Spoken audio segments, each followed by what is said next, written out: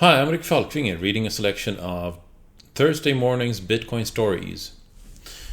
First, there was a story in our Bitcoin where Jörg of room 77, Jörg Flatze, the person who founded the world's first brick-and-mortar store to accept Bitcoin, asked me to elaborate on a tweet I sent, which said that the notion of every Bitcoin user running their own node is as dumb as the notion of every email user running their own mail server. And Jörg challenged this, asking, is it suddenly dumb to verify? Is it suddenly dumb that I can run my own node? And that's exactly what it isn't. The difference is one of can versus should. It is absolutely imperative that every Bitcoin user can run their own node to verify transactions, their own or somebody else's. But the fact that it's important that everybody can do so doesn't mean it's important that every single user should do so. Those are two completely different concepts. The notion of every email user running their own mail server is completely absurd. The entire architecture depends heavily today on hosted mail. And I argue that the same holds true for Bitcoin. The notion of every Bitcoin user in the future running their own full node is as preposterous as every email user doing so today. That doesn't mean it's anywhere less important that anywhere and anybody, somebody can set up a full node without asking anybody's permission.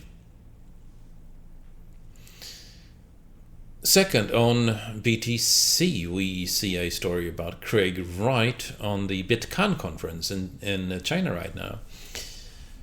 And in a very telling story, it turns out that Craig Wright is talking about Bitcoin, and he actually is referring to the Bitcoin Cash fork of Bitcoin, not Bitcoin Legacy. Now, Craig Wright is certainly a controversial fellow. He promises big. Nobody knows yet if he'll deliver. He has claimed to be Satoshi Nakamoto and then not delivered proof to that effect. So people are not precisely giving him the benefit of the doubt, and for arguably good reasons.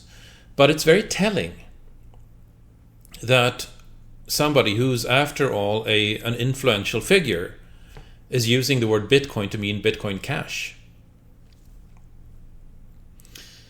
And looking at the RBTC flow in general, there's a reminder of Adam Back saying in 2015 that a suggested hard forked 2 megabyte now, then 4 megabytes in 2 years, that's this year, and then 8 megabytes in 2019. That suggestion was apparently rescinded by Adam Back quite strongly a little bit later. But it's important to fall back and remember that Adam Back actually suggested a hard fork to 2 megabytes in 2015, 4 megabytes in 2017, and 8 megabytes in 2019. And then there's the usual selection of people who have been banned from our Bitcoin and are trying to understand why. And I keep coming back to that being the biggest problem here in the Bitcoin community. I say outright that the Bitcoin community has gone toxic and needs a major refresher, which I think will happen. But I think Roger Ver had a quote that is quite on point, saying that if you need censorship which this heavy moderation, you could call it moderation, you could call it censorship, the net effect is the same. But if you need that kind of instrument